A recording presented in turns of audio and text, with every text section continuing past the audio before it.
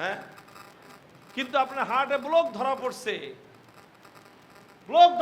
বলতেছে 85% আপনার heart block. এখন আপনার যে অবস্থা, রিং পরানোর অবস্থা নাই, দ্রুত হাসপাতালে অ্যাডমিট হন, তাড়াতাড়ি আপনার ওপেন হার্ট সার্জারি করতে হবে। আর ওপেন হার্ট সার্জারি যখন করতে বলল ডাক্তার, রোগী কি ডাক্তারকে নিজের শত্রু মনে করে? যে এই ডাক্তার দিয়ে আমার বুক ফাটতে চায়, এই ডাক্তার দিয়ে আমার কলিজা ছিঁড়তে চায়, আমার হার্ট, আমার কলব, আমার আত্মা এটারে সে কাটাছেড়া করতে চায়, এটা মনে করে এই ডাক্তারকে কোনো রোগী দুশ্মন মনে করে?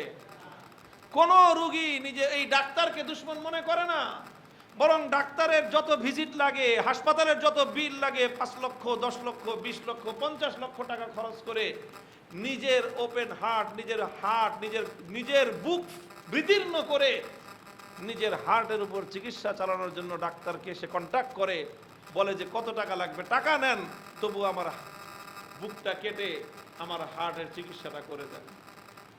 ওই একই লোক যখন আল্লাহ প্রদত্ত আসমানি এলেমের চিকিৎসা ব্যবস্থা অনুযায়ী আপনার আত্মার রোগের চিকিৎসা করতে যায়, আপনার মধ্যে অহংকার আছে, আপনার মধ্যে আল্লাহর কোরআনের সিদ্ধান্ত মানার ক্ষেত্রে দাম্ভিকতা আছে, আপনি কোরআনের প্রত্যেকটা কথা অকপটে মানতে পারেন না, ইসলামের প্রত্যেকটা নির্দেশনা আপনি মানতে পারেন না, আপনি উলামায়ে কেরামের নেতৃত্বকে মানতে পারেন না, আলেমরা বড় কথা বললেই আপনার গায়ের মধ্যে অ্যালার্জির চুলকানির উপদ্রব হয়।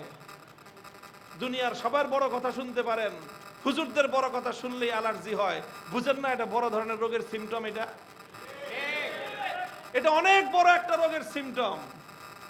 এই জন্য আমি অনেক সময় একটু যোগ করে বলি, যাদের এই ধরনের সমস্যা আছে, যে এই যে হুজুরদের মুখে বড় কথা শুনলেই শরীরের মধ্যে অ্যালার্জি, এক ধরনের চুলকানির উপদ্রব হয়, এটা অনেক ভয়াবহ একটা রোগ। এই রোগের গোড়া খুঁজতে গেলে দেখা যাবে তার দিলের ভিতরে ঈমান নাই, কুফুরে ঠাসা। তাদের একটা সহজ চিকিৎসা হলো যে লাগাতার 1 মাস শুধু আমার ওয়াজ শুনবেন, চুলকাইতে চুলকাইতে চুলকাইতে চুলকাইতে ভালো হয়ে যাবে 1 মাসের মধ্যে। কারণ আমি তো একটু জোরে কথা বলি, তো যারা এই টুপিওয়ালা হুজুরদের কাছ থেকে জোরে কথা শুনলেই শরীরে অ্যালার্জি হয়, আপনি বলবেন যে হুজুর এটা সমস্যাটা কি? আরে ভাই, সমস্যাটা গোড়ায় খুঁজলে দেখা যাবে তার অন্তরের মধ্যে ভয়ঙ্কর একটা রোগ আছে। সেই রোগটা হলো সে আল্লাহর কোরআনের বিজয়কে সহ্য করতে পারে না। অনেকে দেখেন, আমি কথায় কথায় অনেকগুলি প্রসঙ্গ নিয়ে আসি, কথাগুলি জীবন ঘনিষ্ঠ। অনেকে এই কথা বলে যে ভাই, ওই বিশেষ করে নাম উল্লেখ করেই বলি, এখন আর তো বাংলাদেশ তো 5ই আগস্টের পরবর্তী বাংলাদেশ, বলে যে আওয়ামী লীগ আর বিএনপি মুদ্রার এপিট ওপিট। হ্যাঁ, অনেক দিক থেকে মুদ্রার এপিট আর ওপিট। একটা জায়গায় এখনো একটু পার্থক্য আছে, ওই পার্থক্যটা বহাল রাখার জন্য সর্বশেষ আমরা বিএনপি ওয়ালাদেরকে আবদার জানাইতেছি তাদের কল্যাণকামী হিসাবে। সেই পার্থক্যটা হলো এই জায়গাতে যে এই যে যারা এই বিগত সময়গুলোতে যারা এই ব্লকের রাজনীতি করেছে, তাদের সবচেয়ে বড় সমস্যা হলো তারা ইসলামের আলেম সমাজের কণ্ঠে আল্লাহর দ্বীনের গৌরব গাথা বরদাস্ত করতে পারে না। সব সহ্য করে, হুজুর মিলাদ পড়ায় খুব সুন্দর সুর করে মিলাদ পড়ায়, কান্দা কাটটা শুয়ে পড়ে হুজুরের সাথে, কোনো সমস্যা নাই। হুজুরের সাথে বাবার কবরে জিয়ারতে যায়, কোনো সমস্যা নাই। হুজুরকে হাদিয়া দেয়, হুজুরকে তোহফা দেয়, সব করে। 5 ওয়াক্ত নামাজ পড়ে, একেবারে লম্বা টুপি মাথায় দিয়ে একেবারে হুজুরের পিছনে দাঁড়ায় যায় নামাজ বিছায় নামাজ পড়ে, সব ঠিক আছে। কিন্তু যখনই হুজুর তার ধর্মনিরপেক্ষতার বিরুদ্ধে কথা বললেন, বাস সঙ্গে সঙ্গে ওই দিন যায় নামাজটা বগলের মধ্যে বেরা মসজিদ থেকে যায়, এই মসজিদ রাজনীতি ঢুকছে। এই চরিত্র বাংলাদেশে সবচেয়ে বেশি আওয়ামী রাজনীতি যারা করে তাদের।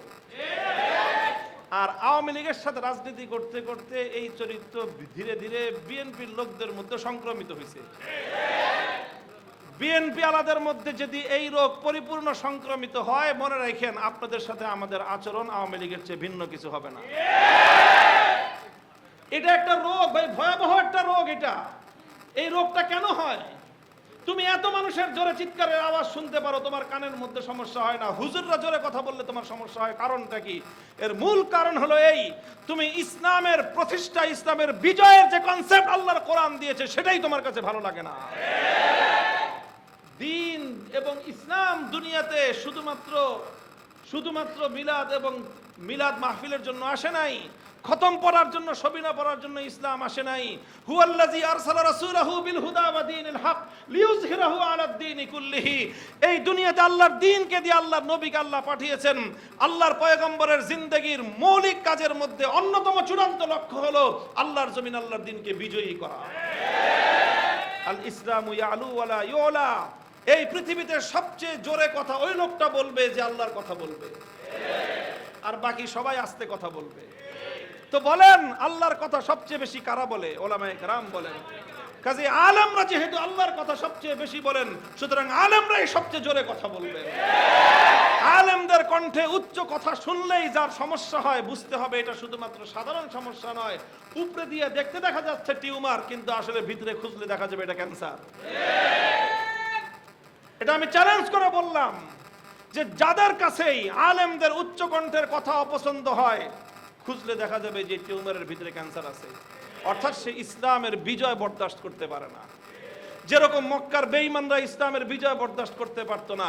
তারা বলতো যে মুহাম্মদ, এক কাজ করে আসো, তুমি মাঝে মাঝে আমাদের এই দেবদেবতার পূজা করা লাগবে না, শুধু মাঝে মাঝে আমাদের দেবদেবতার দুই একটা কথা গুনগান গেয়ে দিও, আমরা সারা সপ্তাহ তোমার রবের সেজদা করব। আল্লাহর পয়গম্বর বলতেন লাকুম দীনুকুম ওয়ালিয়া দীন। ওই শিরকের ধর্মের সঙ্গে মুহাম্মদে আরবি আপোষ করতে পারবে না। তারা যেরকম ইসলামের বিজয়কে বরদাস্ত করতো না, ইহুদিরা যেরকম ইসলামের বিজয়কে বরদাস্ত করে নাই, নাসারারা যেরকম ইসলামের বিজয়কে বরদাস্ত করে নাই, ইসলাম এবং মুসলমানদের, মুসলিম নামধারী নামাজি হাজি গাজী কিছু মানুষ আছে, তারা সব সহ্য করতে পারে। ইসলামের মিলাদ শরীফ থেকে নিয়ে খতম শরীফ পর্যন্ত এবং সবিনা শরীফ থেকে নিয়ে শুরু করে সব কিছু তারা সহ্য করতে পারে, তারাবি পর্যন্ত। কিন্তু ইসলামের বিজয়ের কথা তারা সহ্য করতে পারে না। ইসলামের বিজয়ের কথা কেন সহ্য করতে পারে না? কারণ তারা ইসলামকে বিজয়ী আদর্শ হিসাবে মানে না। তাদের মধ্যে এই কুফুর আছে, ইসলামের চূড়ান্ত বিজয়ের তারা অস্বীকারী, তারা বেঈমান। এই জন্য মুহতারাম হাজিরিন, কথা লম্বা করব না। আমি আপনাদেরকে যে কথাটা বলতে চেয়েছি, আলেমদেরকেও এই কথাটা বলি এবং সাধারণ মানুষকেও এই কথাটা বলি, আপনারা ওলামায়ে কেরাম যদি আপনাদের সঠিক চিকিৎসা চালায়, সেই আলেমদেরকে আরো বেশি ভালোবাসবেন।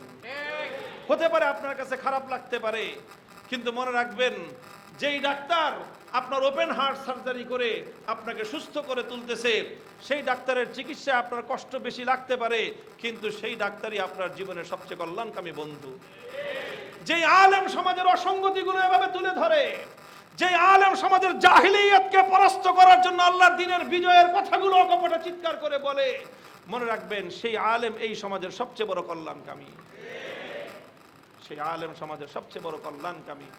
আল্লাহ পাক আমাদের এই জাহিলিয়াতের এই সমাজকে পরিশুদ্ধ করার জন্য সঠিক কর্মপন্থা গ্রহণ করার তৌফিক দান করেন। সঠিক কর্মপন্থা গ্রহণ করার তৌফিক দান করেন। একজন দেখেন, একটা চিকিৎসা ব্যবস্থা তো আর শুধু ডাক্তারের দ্বারা চলে না। শুধু ডাক্তারের দ্বারা চলে? একটা হাসপাতাল শুধু ডাক্তারের দ্বারা চলে?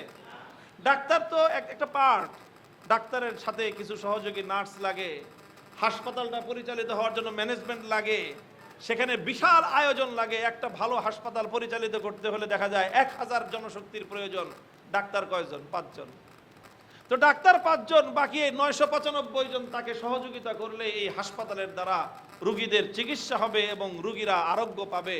ঠিক তদ্রূপ এই যে সমাজের ব্যবস্থাপনা, একটা মসজিদের ব্যবস্থাপনাই ধরে নেন না কেন, এই মসজিদের মধ্যে হার্ট স্পেশালিস্ট হলেন ইমাম সাহেব, এই মসজিদের মধ্যে হার্ট স্পেশালিস্ট হলেন খতিব সাহেব, আর বাকিরা সবাই ম্যানেজমেন্ট করে এই হার্ট স্পেশালিস্টকে এই জাতির হার্টের চিকিৎসা করার জন্য সব ধরনের সাপোর্ট তাকে দিতে হবে।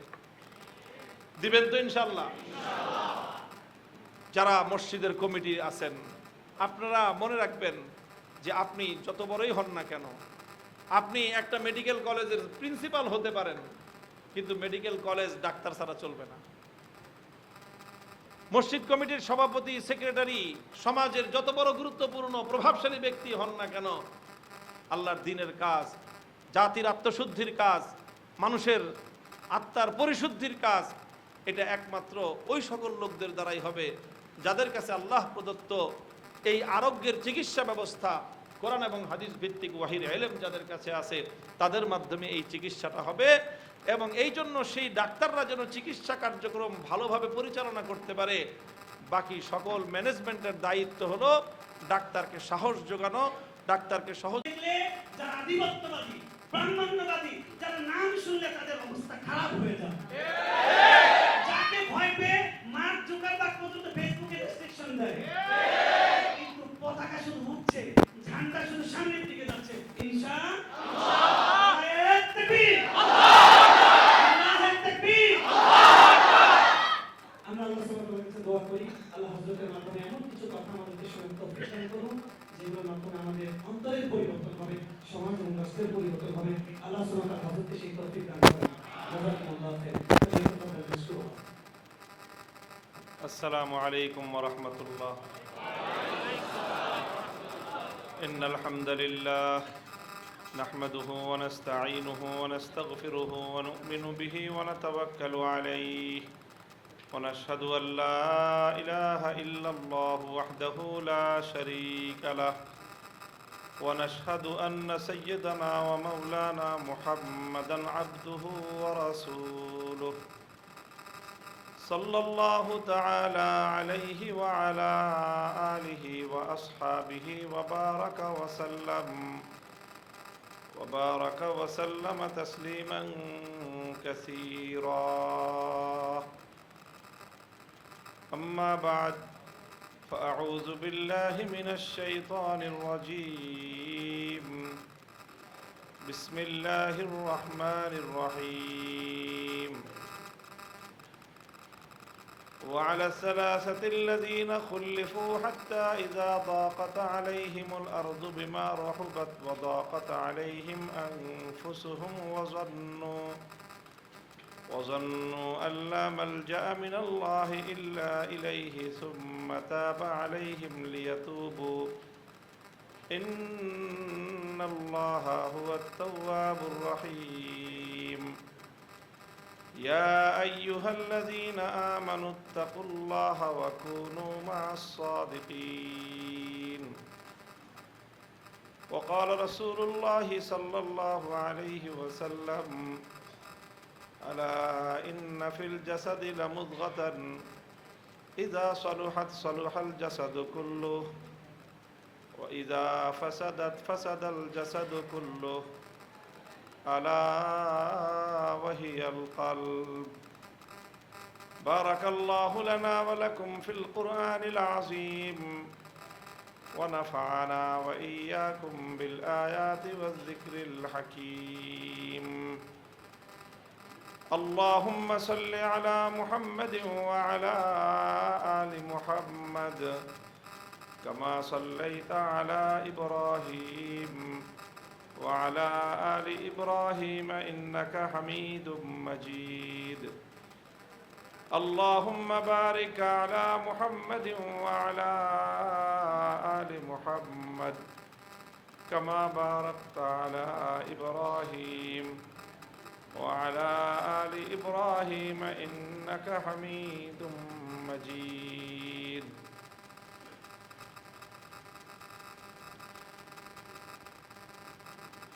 48 নম্বর ওয়ার্ড ইমাম ওলামা কমিটির উদ্যোগে আয়োজিত আজকের এই ইসলাহি মজলিসে আল্লাহ পাক রব্বুল আলামিন হযরত ওলামায়ে কেরাম ইমাম সাহেবানদের সাথে আমাদেরকেও একত্রিত হওয়ার, নেক লোকদের সোহবতে তাদের সোনালী স্পর্শে জীবনের কিছু সময় অতিক্রম করার তৌফিক আল্লাহ পাক দান করেছেন আল্লাহর ঘরের মধ্যে। এটা আমাদের জন্য আল্লাহর পক্ষ থেকে একটি বিশেষ নিয়ামত।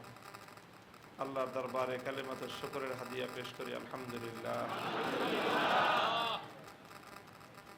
ওলামায়ে কেরামের মজমা, অনেক আলেম এখানে, ওলামায়ে কেরাম, বিভিন্ন মাসাজিদ মসজিদের ইমাম সাহেবান এখানে উপস্থিত আছেন। আবার এলাকাবাসী, বিভিন্ন বয়সের, বিভিন্ন শ্রেণী এবং পেশার মানুষ আমরা এখানে সমবেত হয়েছি। আর আমাদের আজকের এই সমাবেশ, আমাদের এই একত্রিত হওয়া যে উপলক্ষ, তার শিরোনাম দেওয়া হয়েছে ইসলাহি মজলিস। ইসলাহ অর্থ হলো সংশোধন। এই সংশোধনটা কিসের? সংশোধনটা কিসের এবং সংশোধন কাকে বলে? আমরা এই যে আমরা মানুষ, আমাদের যা কিছু নিয়ে আমরা মানুষ, আমাদের গোটা অস্তিত্বকে যদি ভাগ করা হয় তো মূলত তিনটা অংশ আমাদের মধ্যে পাওয়া যাবে। তিনটা অংশের সমষ্টি হলো আমরা এক একটা মানুষ। তার মধ্যে একটা তো হলো আমরা সবাই দেখি, সবাই বুঝি যে আমাদের শরীরের বাহ্যিক অঙ্গ প্রত্যঙ্গগুলো যা আছে, অর্গান, আমার চোখ, কান, নাক, হাত, পাও, মুখ, এগুলো আমাদের খুব গুরুত্বপূর্ণ কাজ করে এবং এগুলোর মাধ্যমে আমরা মানুষ হিসেবে আমরা আমাদের ভূমিকা পালন করি। এর অন্তরালে আরেকটা জিনিস আছে যেটা মানুষের গোটা এই দেহটাকে নিয়ন্ত্রণ করে, পরিচালনা করে। এই যে আমার হাত এদিকে গেল, আবার এখান থেকে এদিকে আসলো, আমার না, সবারই তো এরকম, তাই না? যে আপনি হাত উপরে নিতে চাইলে উপরে যাচ্ছে, নিচে নিতে চাইলে নিচে যাচ্ছে। হ্যাঁ, এটা আবার পকেটে নিতে চাইলে পকেটে যাচ্ছে, নিজের পকেটে নিতে চাইলে নিজের পকেটে যায়, আরেকজনের পকেটে নিতে চাইলে এই হাত আরেকজনের পকেটে যায়, আরেকজনের নাকের দিকে যায়। মানে আপনার এই হাত আপনি যেদিকে নিতে চাচ্ছেন সেদিকেই যাচ্ছে, পাটাকে যেদিকে আমরা নিতে চাচ্ছি পাটা সেদিকে যাচ্ছে, চোখকে আমি যেদিকে ঘোরাচ্ছি চোখ সেদিকে ঘুরতেছে। আমার সকল অর্গানগুলো, শরীরের প্রত্যেকটা অঙ্গ প্রত্যঙ্গ এটা সেন্ট্রাল কোনো একটা জায়গা থেকে পরিচালিত হচ্ছে এবং নিয়ন্ত্রিত হচ্ছে। সেই জায়গাটা কোথায়? সেই জায়গাটা হলো ব্রেন, সেই জায়গাটা হলো দিমাগ, মস্তিষ্ক। মস্তিষ্ক থেকেই মানুষের সকল অঙ্গ প্রত্যঙ্গগুলো নিয়ন্ত্রিত হয় এবং পরিচালিত হয়। এই জন্য মানুষের মস্তিষ্কে যদি বিকৃতি ঘটে তাহলে মানুষের এই অঙ্গ প্রত্যঙ্গগুলোর এই সবগুলোই তখন ধীরে ধীরে অকেজো হয়ে পড়ে এবং এগুলো তার স্বাভাবিক সার্ভিস দেয় না। মস্তিষ্কের বিকৃতি, মস্তিষ্কের সমস্যা নানা রকম হয়। কখনো এক দুইটা পার্টস শুধু ঢিলা হয়ে যায়, বাকি সব ঠিক থাকে। তখন তার অঙ্গ প্রত্যঙ্গ এবং তার শরীরের বাহ্যিক অঙ্গ প্রত্যঙ্গের আচার আচরণ একরকম পরিবর্তন হয়। আবার সেই মস্তিষ্কের মধ্যে অনেক সময় পার্টসপাতি ঠিক থাকে, কিন্তু খোদ মস্তিষ্কের মধ্যে এক ধরনের জটিলতা তৈরি হয়, নানা রকমের রোগ বালাই দেখা দেয়। তো তখন এর সবটারই প্রতিফলন আমরা আমাদের বাহ্যিক অঙ্গ প্রত্যঙ্গের মধ্যে আমরা দেখতে পাই। তাহলে সার কথা হলো, আমাদের এই সারাটা দেহটা যত বড়ই হোক, যত শক্তিশালী হোক, যত পাওয়ারফুল হোক, এই দেহের সেন্ট্রাল কন্ট্রোল কোথায়? মস্তিষ্কের মধ্যে। এটাই হলো দুনিয়ার সাধারণ যত জ্ঞান বিজ্ঞান আছে তাদের সবার কথা এটাই, যে মানুষের সারা দেহের সব কিছুর নিয়ন্ত্রণ মস্তিষ্কের কাছে। এই জন্য তারা মানুষের মস্তিষ্ককেই সবচেয়ে বেশি গুরুত্ব দিয়েছে এবং এই মস্তিষ্কের উপরেই দুনিয়ার সকল শিক্ষা দীক্ষা, দুনিয়ার সকল জ্ঞান গবেষণা, এমনকি মেডিকেল সায়েন্সেরও সকল উৎকর্ষতার শেষ কথা হলো যে মস্তিষ্কের উপর মেহনত করো। কারণ মানুষের মস্তিষ্কই মানুষকে নিয়ন্ত্রণ করে। মানুষের মস্তিষ্কের মাধ্যমেই মানুষের গোটা দেহের সকল অঙ্গ প্রত্যঙ্গগুলো পরিচালিত হয়। আমি শুরুতেই বলেছি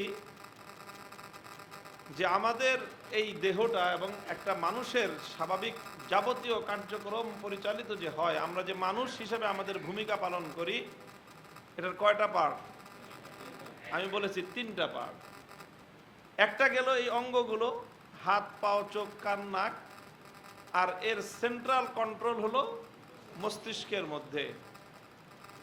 এই জন্য দুনিয়ার সকল চিকিৎসাবিদ বলেন অথবা দুনিয়ার দার্শনিক শিক্ষাবিদ বলেন, বুদ্ধিজীবীরা বলেন, তারা সবাই মস্তিষ্ক এবং মানুষের দিমাগ এটার বিষয়ে তারা খুব সিরিয়াস, এবং তারা মনে করে মানুষের মস্তিষ্ক যদি সঠিক থাকে তাহলে এই মানুষটা সঠিক, মস্তিষ্ক যদি সঠিক থাকে তাহলে এই মানুষের কার্যক্রম তার সবকিছু ঠিক থাকবে। তবে ইসলাম এবং ইসলামী শিক্ষা এই জায়গাটায় দুনিয়ার জাগতিক অন্য জ্ঞান, বিজ্ঞান এবং শিক্ষার সাথে মতভিন্নতা রাখে। ইসলাম বলে যে মস্তিষ্কটাও আরেক জায়গা থেকে নিয়ন্ত্রিত হয়। যেরকম গোটা দেহটাকে নিয়ন্ত্রণ করে মস্তিষ্ক, এটা যেরকম ঠিক, মস্তিষ্কটাও নিয়ন্ত্রিত হয় আরেক জায়গা থেকে। সেই জায়গা থেকে যেই কমান্ড যায় মস্তিষ্ক সেই কমান্ডকে ফলো করে, এরপর সেই জায়গা থেকে কমান্ডটাকে ক্যাচ করে মস্তিষ্ক গোটা অঙ্গ প্রত্যঙ্গের কাছে সেই কমান্ডটাকে ডেলিভারি দেয়। তখন সেই কমান্ড অনুযায়ী মানুষের অঙ্গ প্রত্যঙ্গগুলো পরিচালিত হয়। মস্তিষ্ককে নিয়ন্ত্রণ করে সেটা আবার কোন বেটা? মস্তিষ্কই তো গোটা দেহটাকে নিয়ন্ত্রণ করতেছে। মস্তিষ্ককে নিয়ন্ত্রণ করে, দিমাগকে নিয়ন্ত্রণ করে সেটা কোন জিনিস? সেটা আল্লাহর রাসূল সাল্লাল্লাহু আলাইহি ওয়াসাল্লামের ভাষ্য অনুযায়ী আলা ওয়াহিয়াল কলব, সেটাই হলো মানুষের আত্মা, সেটাই হলো মানুষের কলব। আলা ইন্না ফিল জাসাদি লামুদগাতান ইযা সালুহাত সালুহাল জাসাদু কুল্লুহু ওয়া ইযা ফাসাদাত ফাসাদাল জাসাদু কুল্লুহু আলা ওয়াহিয়াল কলব। আল্লাহর নবী সর্বপ্রথম এই পৃথিবীতে আল্লাহ প্রদত্ত ঐশী জ্ঞানের আলোকে, ওহীর জ্ঞানের ভিত্তিতে এমন দ্ব্যর্থহীন ভাষায় এবং এত আস্থার সাথে দ্বিধাহীন চিত্তে আল্লাহর পয়গম্বর সর্বপ্রথম এই পৃথিবীতে ঘোষণা করেছেন যে গোটা মানব দেহের প্রকৃত নিয়ন্ত্রণ মস্তিষ্কের হাতে নয়, বরং মস্তিষ্ক সহ গোটা মানুষের সবকিছুর নিয়ন্ত্রণ মানুষের আত্মা এবং কলবের কাছে। এখনো এই জন্য ইসলামী শিক্ষা এবং দুনিয়ার জাগতিক শিক্ষার দৃষ্টিভঙ্গির মধ্যে মৌলিক একটা পার্থক্য আছে। মৌলিক একটা পার্থক্য আছে। কারণ কথা বলতে বলতে দুঃখ লাগে কিছু কথা। অনেক মানুষ এই যে বলে না আমাদের ব্যাপারে যে হুজুররা করে কি, হুজুররা করে কি, হুজুরদের কন্ট্রিবিউশন কি। মাঝে মাঝে দুই একটা ইংলিশ শব্দ লাগায় দেয় মাঝখান দিয়ে, মনে করে যে বাস কওমি মাদ্রাসাগুলো কি করে, তারা শুধু মিলাদ পড়ে, তারা শুধু জানাজা পড়ায়, তারা বিয়ে পড়ায় আর বিয়ে খসায়। না, বিয়ে পড়ানো, বিয়ে খসানো, জানাজা পড়া আর বাচ্চা হলে আজান দেওয়া এটাই শুধুমাত্র হুজুরদের কাজ নয়, বরং হুজুরদের মৌলিক ভিন্ন আরেকটা কাজ আছে। ভিন্ন আরেকটা কাজ আছে। এবং এই জায়গায় যারা দুনিয়ার এই চরম উৎকর্ষতার, আজকের একবিংশ সময়ের চরম উৎকর্ষতার এই সময়ও পাশ্চাত্য জ্ঞান এবং বিজ্ঞান, আমি উভয়টার কথাই বলছি, পশ্চিমা জ্ঞান এবং বিজ্ঞান উভয়ের দৃষ্টিতে তাদের সকল মেহনত এবং তাদের সকল জ্ঞান গবেষণার ভিত্তিতে তারা মনে করে মস্তিষ্কটাই হলো মানুষের মূল কন্ট্রোলার। একমাত্র ইসলাম, ইসলামী শিক্ষার ধারক, আল কোরআনের শিক্ষার ধারক যারা, যাদের কাছে মহানবী বিশ্বনবী মুহাম্মদ আরবি সাল্লাল্লাহু আলাইহি ওয়াসাল্লামের অথেন্টিক জ্ঞান যাদের কাছে আছে, তারাই আস্থার সাথে, বিশ্বাসের সাথে এই কথাকে তুড়ি মেরে আমরা উড়িয়ে দিয়ে আমরা শতভাগ বিশ্বাসের সাথে চ্যালেঞ্জ করে বলতে পারি না, দুনিয়ার মানুষের নিয়ন্ত্রণ তার মস্তিষ্কের কাছে নয়, বরং মানুষের মস্তিষ্ক সহ তার নিয়ন্ত্রণ তার আত্মার কাছে। বলবেন হুজুর এই কথাটা এত জোরে বলার কি হলো, আস্তে বললেই তো পারেন। হ্যাঁ পারি, আস্তে বললেই পারি, কিন্তু এই কথার মধ্যে যে আসলে স্পিরিটটা আছে, সেই স্পিরিট আমাকে এই কথাটা আস্তে বলতে দেয় না। এটা সারা দুনিয়ার সাথে আমাদের মত পার্থক্য।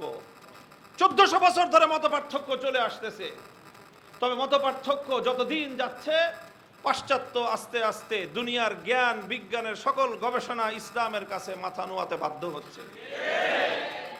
এবং একটা সময় আসবে সারা দুনিয়া এই কথা অকপটে স্বীকার করবে যে না, মস্তিষ্ক নয়, আল্লাহর পয়গম্বর 1400 বছর আগে যে কথা বলেছেন যে মানুষের মস্তিষ্ক সহ সব কিছুর নিয়ন্ত্রণ আসলে মানুষের আত্মার কাছে।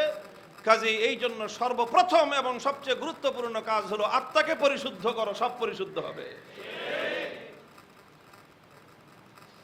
এই জন্য ওলামায়ে কেরাম, আমরা মস্তিষ্কের গুরুত্বকে অস্বীকার করি না।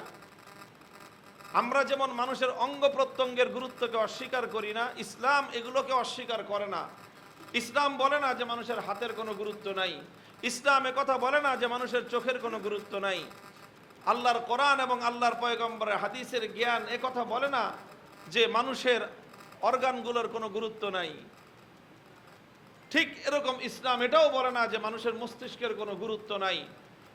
তবে আল্লাহর নবীর হাদিস যে কথা বলেছে সেটা হলো এই, মানুষের অঙ্গ প্রত্যঙ্গের চেয়ে মানুষের মস্তিষ্কের গুরুত্ব বেশি, মানুষের মস্তিষ্কের চেয়েও মানুষের আত্মা এবং কলবের গুরুত্ব বেশি। আচ্ছা, এই গুরুত্বের পার্থক্যে, এই পার্থক্যটা এত গুরুত্বের সাথে এত বোল্ডলি লাউডলি কেন বলতেছি আমি? ভাই, এটা বলার মূল কারণ হলো এই যে আপনি আপনার প্রধান যে লক্ষ্য, আপনার প্রধান এইম কোনটা হবে,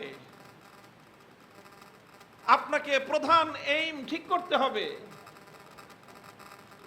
ইসলাম প্রধান এইম ঠিক করেছে, সর্বপ্রথম তুমি কলব এবং আত্মাকে শুদ্ধ করো, পরিশুদ্ধ করো। ওলামায়ে কেরাম বলেন যে এই যে তিনটা ডিপার্টমেন্টের মধ্যে পারস্পরিক একটা সম্পর্ক আছে। আত্মা, মস্তিষ্ক, অঙ্গ প্রত্যঙ্গ, এই তিনটা ডিপার্টমেন্ট এটা মানব দেহের। আরে ভাই, মানুষ তো একটা শুধু ছোট্ট দেহ না, মানুষের এই ছোট্ট দেহটা, এটাকে বলা হয় আল আলামুস সাগীর।